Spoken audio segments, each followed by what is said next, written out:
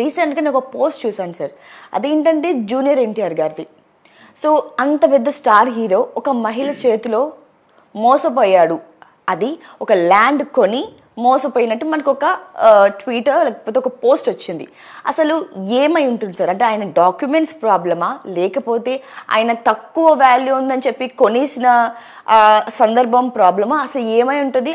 అసలు ఒక మహిళ చేతిలో నిజంగా జూనియర్ ఎన్టీఆర్ మోసపోయారా మీ మాటల్లో? జూనియర్ ఎన్టీఆర్ గారు నాకు తెలిసి ఈ డీల్ అయినప్పుడు 22 ఇయర్స్ ఉండొచ్చు నాకు తెలిసి, ఎందుకంటే ఇది ఆల్మోస్ట్ 21 ఇయర్స్ బ్యాక్ జరిగింది. అయితే 2003లో ఈ సేల్ ట్రాన్సాక్షన్ అనేది జరిగింది. ఎంత జరిగింది? 35-36 lakhsకి కొనుగోలు చేయడం జరిగింది. అయితే అప్పుడు సుంకు గీతాలక్ష్మి అనే ప్రాపర్టీ ఓనర్ దగ్గర ఈయన కొన్నారు. మీరు ఇందాక అడిగారు మహిళ చేతుల్లో అంత పెద్ద సెలబ్రిటీ మోసపోవడానికి మహిళ అవసరం లేదు, ఎవరైనా పర్లేదు, పెద్ద చిన్న అక్కర్లేదు, ఎవరైనా మోసపోతారు. నేను జనరల్గా ఒక ప్రోవర్బ్ చెప్తాను, wife is a double edged knife అని. So lady can do anything, పైకి ఎత్తగలదు, పైకి దించగలదు. మీకు నాకు అందరికీ యూనివర్స్, నేను ఎవరిని దృష్టిలో పెట్టుకొని చెప్పట్లేదు. సో మోసాలు చేసే వాళ్ళకి మోసాలు చేసే కొత్త దారులు ఎదుగుతారు. ఇప్పుడు మీరు టీవీలో మీడియాలో మీరు చూస్తుంటే రకరకాల కొత్త దొంగతనాలు వస్తున్నాయి, మనకు తెలియదు.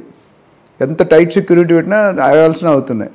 సో ఇక్కడ ఏమైందంటే ఆవిడ క్లియర్గా జూనియర్ ఎన్టీఆర్ గారు అడగడం జరిగింది. ఈవిడ చెప్పడం ఏమంటే, నాకు ఒక బ్యాంకులో లోన్ ఉంది, చెన్నైలో ఒక ప్రైవేట్ బ్యాంక్ లోన్ తీసుకున్నాను, నా ఒరిజినల్ డాక్యుమెంట్స్ అక్కడ ఉన్నాయి, అది విడిపించుకుంటే మిగతాది మీకు రిజిస్ట్రేషన్ ఒరిజినల్ డాక్యుమెంట్స్ వస్తే నేను రిజిస్టర్ చేసేస్తాను అన్నారు. సో ఆయన పాపం ఎవరైనా being a lady, being a owner అబద్ధాలు చెప్తారు అనేది ఎక్కడ ఊహించాం. ఇప్పుడు మకం చూస్తే సింపుల్గా ఉంటారు, ఇన్నోసెంట్గా కనిపిస్తారు. ఎస్పెషల్లీ లేడీస్ దగ్గర నుండి ఎక్స్పెక్ట్ చేయం, కానీ ఈ రోజుల్లో లేడీసే ఎక్కువ చేస్తున్నారు అనేది దీన్ని బట్టి ఒక అవగాహన వచ్చేస్తుంది. ఆ బ్యాంకులో లోన్ క్లియర్ చేశారు, రిజిస్టర్ చేసేసుకున్నారు.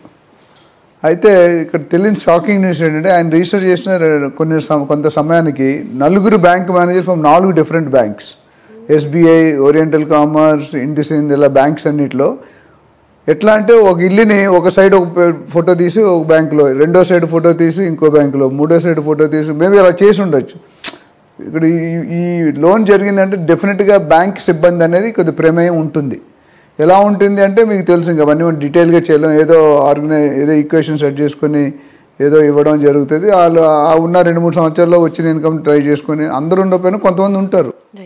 సో అది తీసుకొని మేనేజ్ చేయబడింది. ఎందుకంటే ఒక్క ప్రాపర్టీకి 5 బ్యాంకులు లోన్ ఇచ్చండి. హర్షద్ మెహతా స్కామ్ గుర్తొస్తున్నారు.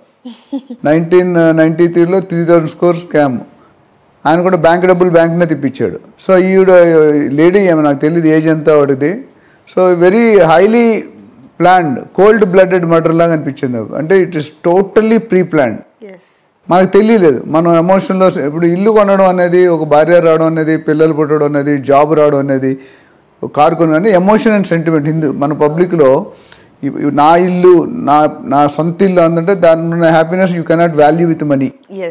10 కోట్లు ఇచ్చినా ఆ సంతోషం రాదు ఫ్యామిలీలో. నా ఇల్లు, నా కుటుంబం.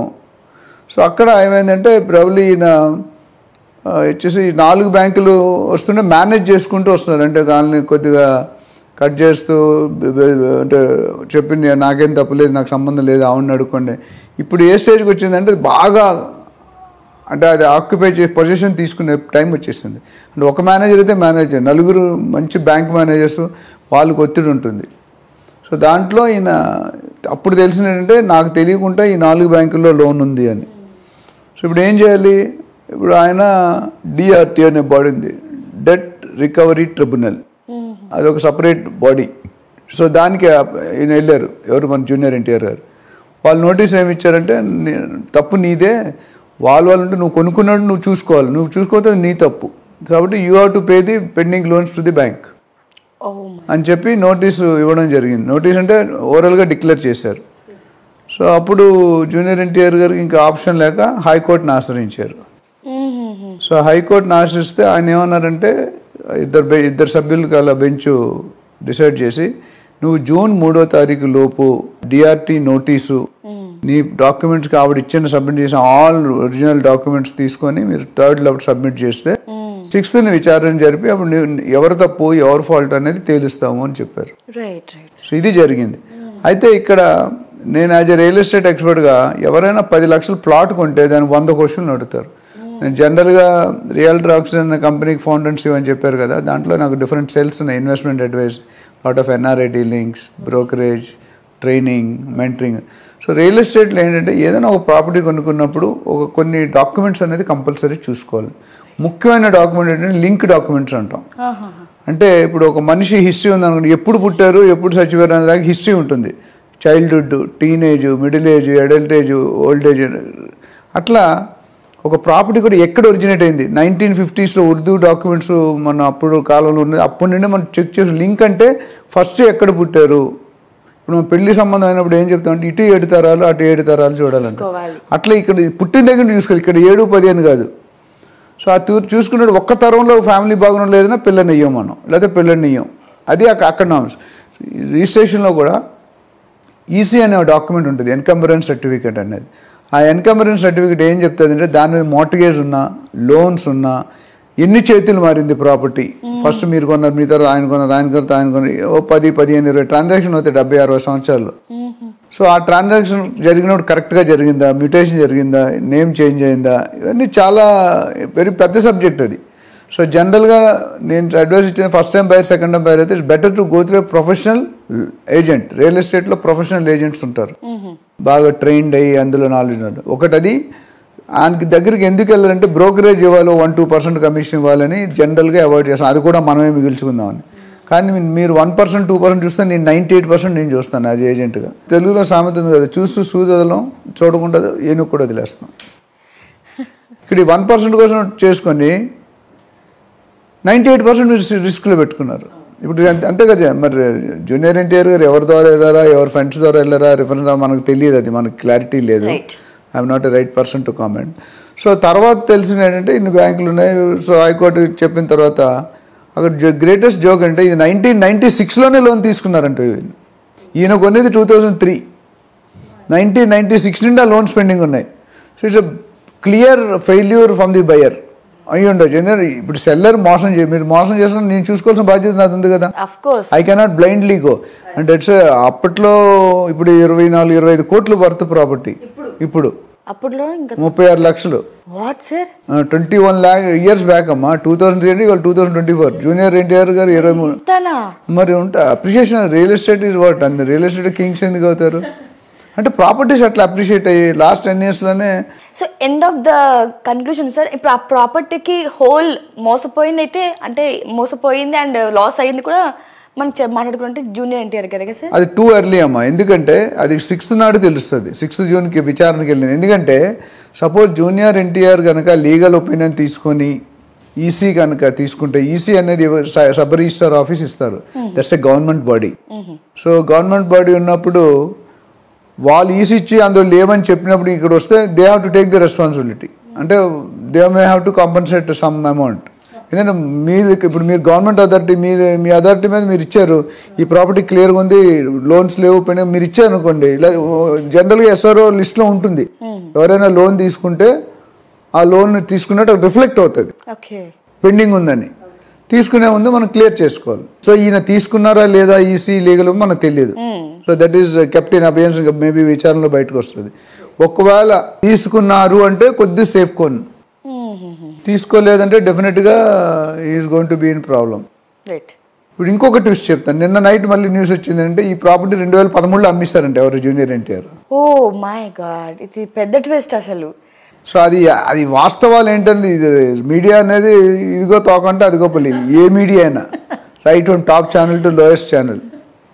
సో పొద్దున ఉన్నది ఏంటంటే ఇది 2030లోనే ఈ ప్రాపర్టీ విక్రయించండి. బట్ స్టిల్ ఆయన దగ్గర కూడా లింక్ సుంకు గీతాలక్ష్మి దగ్గర జూనియర్ ఎన్టీఆర్ కొన్నారు, జూనియర్ ఎన్టీఆర్ ఇంకెవరు అది కూడా పర్చేజ్ ఎలాగైంది. నేను ఎక్కడో బయట ఉంటే జీపే ఇచ్చారంటే కే రాజేశ్వరరావు ఎవరో పేరు. అది ఇంకొక ట్విస్ట్. సో ఇన్ని ట్విస్టుల్లో డెసిషన్ తీసుకోవడం అంత ఈజీ కాదు. But at end of the day buyer has to be careful because is going to pay his money. ఆ మనీ పే చేసేటప్పుడు మనం 1 లక్షని కష్టపడి ఎంత కష్టపడితే వస్తుందని 36 లక్షలు, అప్పుడు 36 అంటే ఇప్పుడు 25 కోట్లు అంటే మనం లైఫ్ టైం సంపాదిస్తామో లేదో తెలియదు. 25 కోట్లు నెలకి 50,000 లక్షలు వచ్చే తరుణులు జీతంలో ఎంత సంపాదిస్తారు? సో ఇట్స్ మేబీ ఒకవేళ ఆయన అమ్మేసి ఇప్పుడు ప్రస్తుతం ఆయన పొజిషన్లో లేకపోతే ఈజ్ లిటిల్ బిట్ సేఫ్. ఒక లేదు అంటే డాక్యుమెంట్స్ చూడకుండా నేను కానీ మీరు కానీ నేను కామెంట్ చేయడం it will be too early. But డెఫినెట్గా ఇట్స్ ఎ సెన్సిబుల్ ఇష్యూ. ఒకవేళ ఆయన 2013లో అమ్మించినట్టు ప్రూవ్ అయితే మేబీ ఆయనకి అంత బర్డన్ ఉండకపోవచ్చు. బట్ అది ప్రూవ్ అవ్వకపోతే he might be given penalty కట్టవచ్చు, లేకపోతే ఇంకేదైనా లీగల్ యాక్ట్ ప్రకారం they can take initiate action. So ఇప్పుడు బ్యాంక్ వాళ్ళు ఏమంటారంటే నువ్వు ఎవరి దగ్గర అయితే కొనుక్కున్నావో వాళ్ళు మీరు చూసుకోవాలి, మాకు సంబంధం లేదు. ఇప్పుడు ప్రస్తుతం ప్రాపర్టీ మీ పేరు ఎవరి పేరు ఉందో వాళ్ళు మ్యూజికల్ చైర్ తెలుసు, మ్యూజికల్ చైర్స్ 5 చైర్లు ఉంటాయి, 4 మనుషులు అట్లా ఉంటుంది కదా, లాస్ట్కి ఎవరు మిగిలిపోతే వాళ్ళు రెస్పాన్సిబుల్. ఆఫీస్లో కూడా ఒక పేపర్స్ ఏదో ఉంటుంది ఒక వర్క్ చేయాలని, ఆ పేపర్ ఎక్కడ 1 2 3 4 టేబుల్ లాస్ట్ టేబుల్ ఎవరు ఉంటే వాళ్ళు దొరికిపోతారు. కొంత తప్పు వాళ్ళది కాదు. సో అట్లా ఏంటంటే ఇప్పుడు ఈ క్లారిటీ వస్తే, బట్ నా సిన్సియర్ అడ్వైజ్ అండ్ సజెషన్ ఏంటంటే ఎవరైనా ₹1,00,000 ప్రాపర్టీ కొనుక్కున్నా, ₹1,00,00,000 కొనుక్కున్నా, 10 కోట్లు కొనుక్కున్నా first go through a professional real estate agent. నాలాంటి పర్సన్స్ చాలామంది ఉన్నారు హైదరాబాద్లో. అయితే ఏజెంట్స్లో కూడా చీట్ చేస్తారనే నినాదం ఉంటుంది. సో చూసుకోవాలండి మీరు, you have to pick and choose. మార్కెట్లో అన్నీ ఉంటాయి. మీరు కూరగాయలు కొన్నప్పుడు అందులో పోయినవి ఉంటాయి, మంచి మనం సెలెక్ట్ చేయమా. ₹10 వంకాయలు కొన్నప్పుడే మీరు అన్ని ఎతుకుతున్నారు, మరి 10 కోట్లు పెట్టేటప్పుడు right. So this is a failure part. అందులో కొద్ది కరెక్ట్ చేసుకుంటే, బట్ ఓవరాల్గా we will wish junior NTR good luck that he should come out of the problem so that everything will be safe and this will be a good lesson. అంతకుముందు చాలా సినిమాక్టర్లు కూడా జరిగింది, sports star జరిగింది. ఇప్పుడు లంచం తీసుకునేవాడు కంటే లంచం ఇచ్చేవాడు తప్పు, మోసం చేసేవాడు కంటే మోసపోయేవాడు తప్పు. మనం చెక్ చేసుకుని ఆ రోజు ఆగి ఉంటే మీకు ఇంత జరిగేది కాదు. సో ఇప్పుడు మీడియా అంతా ఒక వైరల్ అయిపోయి ఇది అసలు ఈ టాపిక్ వల్ల పబ్లిక్ ఏమైనా ఉపయోగం అంటే ఏమీ లేదు, కాకపోతే ఒక అవేర్నెస్ క్రియేట్ అవుతుంది. అయ్యో కానీ కొనే వాళ్ళకి లేదంటే ఇలా భూములు చూసుకునే వాళ్ళకి, ఇలాగ ఆలోచన లేని కొనే వాళ్ళకి, అవగాహన లేని కొనే వాళ్ళకి ఇది మంచి వీడియో అవుతుంది. నేను ప్రతి వీడియోలు నేను దాదాపు ఇందాక చెప్పినట్టు 500 వీడియోలు పైన ఉన్నాయి టాప్ ఛానల్స్ అన్నిట్లో. ప్రతి ఛానల్ నేను చెప్పేది ఏంటంటే ప్రీ లాంచ్లో కానీ ఎక్కడ క్లారిటీ లేదు కానీ అప్రూవల్స్ లేవు కానీ తీసుకోవద్దని, డిటీసీపీ, రేరా, హెచ్ఎండి, జిహెచ్ఎం ఇవన్నీ ఉన్నాయి, పర్మిషన్ లేకుంటే తీసుకోవద్దని చెప్పాను. ఎప్పుడు కూడా మీరు ఒక స్టేట్మెంట్ చెప్పి క్లోజ్ చేస్తాను. ఇప్పుడు బట్టల షాపులు ఉంటాయి కదా చాలా పెద్ద పెద్దవి, 50% డిస్కౌంట్ అని రాస్తాడు, పెద్ద లెటర్స్. అందరం మన భార్యని ఇలా పిల్లల్ని తీసుకెళ్తాం, కూతురునో కొడుకులను లోన్ తీసుకెళ్ళి ట్విస్ట్ ఏంటంటే ₹50,000 చీర కనిపిస్తాడు, చూపిస్తాడు. ఇదే అమ్మ 50% డిస్కౌంట్. అసలు మన దాంట్లో 50,000 పెట్టి చీర కొనే హీరోలు ఎంతమంది ఉన్నారు. ఇప్పుడు ఆ భర్త పరిస్థితి చూడు, చీర కొంటానని తీసుకెళ్ళాడు ఆయన, అక్కడ చీర కొనలేడు, ఇంటికి వస్తే పరిస్థితి ఏంటనేది నేను డిస్కస్ చేయాలి అవునా. కానీ పక్కనే అప్ టు అని పెడతాడు, అది చూడరు ఎవరు. అప్ టు అనేది చిన్నది ఉంటుంది చీమలాగా, 50% పెద్దగా ఉంటుంది, మీరు 50 కనిపిస్తుంది అప్ టు. యూపీ అనేది చిన్న 5 కొమ్ములోనే ఉంటుంది. సో అట్లా ఏంటంటే నేను ఏమన్నదంటే మనం you to be very careful when you're spending our hard earned money. So ఫ్యూచర్లో ఒక పెద్ద లెసన్, ఎందుకంటే సెలబ్రిటీనే మోసం చేశారంటే మామూలు వాళ్ళు మోసం చేయడం చాలా ఈజీ. ఎందుకంటే జూనియర్ ఎన్టీఆర్ కానీ ఏ సెలబ్రిటీ అయినా వాళ్ళు జనరల్గా మేనేజర్స్ ఉంటారు, చార్టర్డ్ అకౌంట్స్ ఉంటారు, లీగల్ లాయర్స్. ఇది ఒకటే ప్రాపర్టీ కాదు కదా, నేను ఎక్కడో చూసాను 300 ఎకరాలు ఫామ్ హౌస్ ఉందని జూనియర్ ఎన్టీఆర్ గారు, నేను అదో యూట్యూబ్లో చూసాను. సో ప్రాపర్టీస్ ఉండడం తప్పలేదు, సరైన రీతిలో కొనుక్కుంటే మీకు ఇబ్బంది ఉండదు. ఇప్పుడు అది తక్కువ వచ్చింది కొన్నారా, లేకపోతే నిజంగా మోసపోయాడా, లేకపోతే తెలిసే జరిగిందా, లేకపోతే ఈయన ఫ్రెండ్స్ ఎవరైనా ఆయన ఇన్వాల్వ్ అయ్యారా, it's very difficult. Anything can happen. తెలుగులో సామెత ఉంది కదా, ముళ్ళు వచ్చి అరిటాక్ మీద పడినా, అరిటాక్ వచ్చి ముళ్ళు మీద పడినా లాస్ అరిటాక్. అంటే ఇందులో ఎవరు మోసం చేసినా లాస్ అయింది ఎవరు ఇక్కడ, ఒకవేళ అయితే జూనియర్ ఎన్టీఆర్. సో ఇలాంటివి రాకుండా చూసుకుంటే better. But once again will wish him a good luck. Expect that he should come out with hazel free problems.